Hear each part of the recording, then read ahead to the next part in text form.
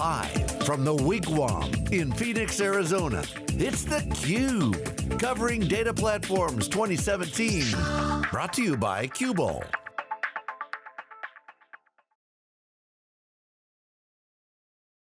Hey, welcome back everybody. Jeff Frick here with theCUBE. I'm joined by George Gilbert. We're at Data Platforms 2017 at the Wigwam Resort just outside of Phoenix, Arizona. 200 people talking about kind of a new approach to big data, and we're really excited to have David Hseih. He's the SVP of Marketing at Quobl. Join us and tell us, David, first welcome. Thank you, glad to be here. Why does the world need another big data conference? Oh, it's a great question. You know, there's obviously lots of choices, but when we went around the country and we talked to practitioners, what they told us was that a lot of the conferences that exist already are focused on a technology, Hadoop Summit or Spark Summit, right? And so they're very focused on how to learn to use a new technology. But nobody actually really addressed your data platform. And your data platform is not just about technology, it's about team and skills and culture and process. And there wasn't really a forum for guys and gals who own and run data platforms to network with their peers, to trade best practices, to talk about not just technology but operational issues. And so we decided to fill that gap. Yeah, I love the term data ops, and I don't know if you guys coined it or piggybacked on it, but DevOps has been around for a while and people kind of get it. But really some interesting presentations this morning about truly taking a data-first approach to how you transform your business. Absolutely. Yeah, we're fortunate that our two co-founders built the data team at Facebook. And during the course of doing that, they had to deal with hundreds and thousands of users of their analytic infrastructure, and all the way from Mark Zuckerberg on down, a desire to be a data-driven enterprise. Right. And as they went and did that, they learned a bunch of lessons. They learned how hard it was to make that happen. And in particular, there were a bunch of best practices that emerged. And then it turns out that because there were very few companies who were operating at that scale, they all got to know each other. And so, LinkedIn and Twitter and eBay and Uber and a bunch of others. So all these guys started to network with each other. And interestingly enough, they all sort of came to sort of very similar conclusions about how they had to scale their infrastructure, what the best practices were.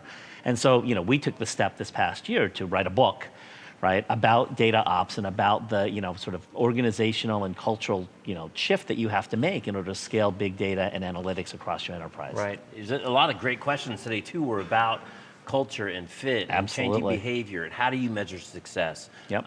Because those things are actually harder to implement than just the technology. Correct. And if you saw the keynote this morning, we really believe that complexity is just killing big data. And you see people like Gartner predicting 70% failure rates of projects. I mean, that's enormous, right? There's no technology or no segment of the technology business that can survive 70% project failure. Right. And so what it means is, we have to figure out how do we solve this complexity. And in Quobl's view, there's two things, right? There's this notion of data ops, which is how your IT organization works with the end user community. And then there's autonomous data management, right? Which is about basically turning over a lot of the mundane work that the data team does to machines who can do it faster, better, and cheaper.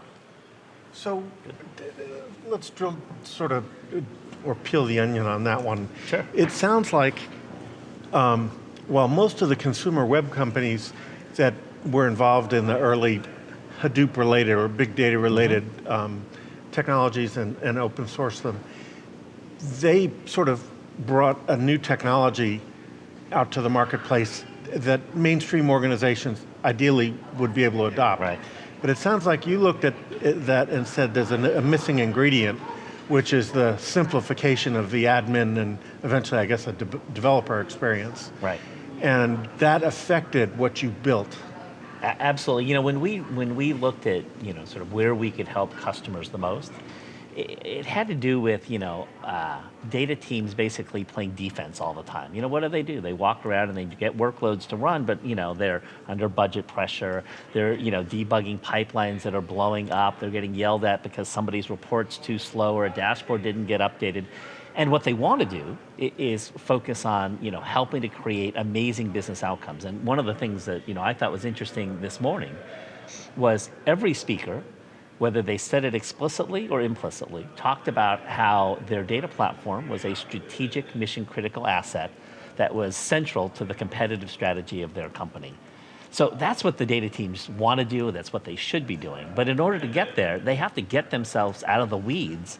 And there's a lot of weeds in the big data area. Right. So what we believe is with autonomous data management, we can automate, right, intelligently automate and use AI and machine learning technologies to make the work of data engineering easier, faster, cheaper, better. The part that I found really powerful, I took a bunch of pictures of the slides when Hseih was Yep. talking about back in the day at Facebook, there were all these groups that needed data and Yep. data support, and there was his team that then had the data. Yep. It's really a service model, and we hear that a lot, that IT really should be, it's a service model Right. to their customers. And he said it was crushing them. Correct. And to reform that, so to think of the data as a platform, the data team is servicing the platform to now enable everyone to have access to the data and democratize that use, was, I thought, such a great way to reframe the opportunity and the problem. Absolutely, and if you, talk to the attendees at this conference or talk to people who read the book, I think they all have a very similar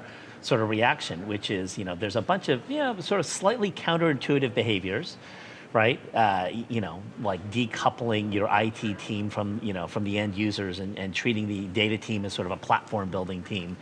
That can unleash, amazing efficiencies, right? And really, help companies achieve what they want to with, creating data insights. So if look, we were talking earlier about how it was roughly a year ago, we picked up the sense, hard to quantify, but that everyone was like, okay, this is really complicated, let's move to the cloud and see if we can't take the burden of, admin complexity off, maybe not developer complexity yet. So you were building for the cloud as the platform target. And so the other, the other main distro vendors, so now also got into high gear on building for the cloud. How are they constrained by what they started with on-prem? Yeah, and it's a great question. It really comes down to the fact that the native architecture for on-prem and in the cloud couldn't be any more different. On-premise, right, you have coupled compute and storage because basically you're trying to minimize network latency, right? So you put your compute and your storage in the same place and they build a whole bunch of software to take advantage of that. In the cloud, it's the exact opposite. In the cloud, compute is expensive, but storage is super cheap, so you decouple them. Right? And you build these massive data lakes on super cheap cloud storage, and then basically you only deploy compute when you have something to do with it. And the whole goal is to use the least amount of compute that you absolutely need to. So in the on-prem world, you have basically a natural level of massive over-provisioning because you provision to peak, right, your peak workload. And then it's a utilization game, like, okay, I've got all this dead time, how do I fill in the dead time to basically get some kind of ROI on all this money I spent building a data center? In the cloud, it's the opposite. Like, I just throw all the data I can up into the cloud. Whatever I need to process, I use, and I just pay for literally as much compute as I need. That architectural difference means that you have differences in how the software works, how the orchestration works, the techniques that you use to process data. Everything changes. And so it's really hard to build for both. And anybody that tells you, oh, well, we have a hybrid system is telling you they have a least common denominator system because these things are so different. Right. Well, David, unfortunately, we have to leave it there. We're on a super tight schedule. You guys have given us a ton of great guests to go through. Right. So congratulations on a great conference, and look Thanks forward for to learning here. more. Really appreciate it. Absolutely. David Hseih, George Gilbert, I'm Jeff Frick. You're watching theCUBE from Data Platforms 2017. We'll be back with our next guest after this short break. Thanks for watching.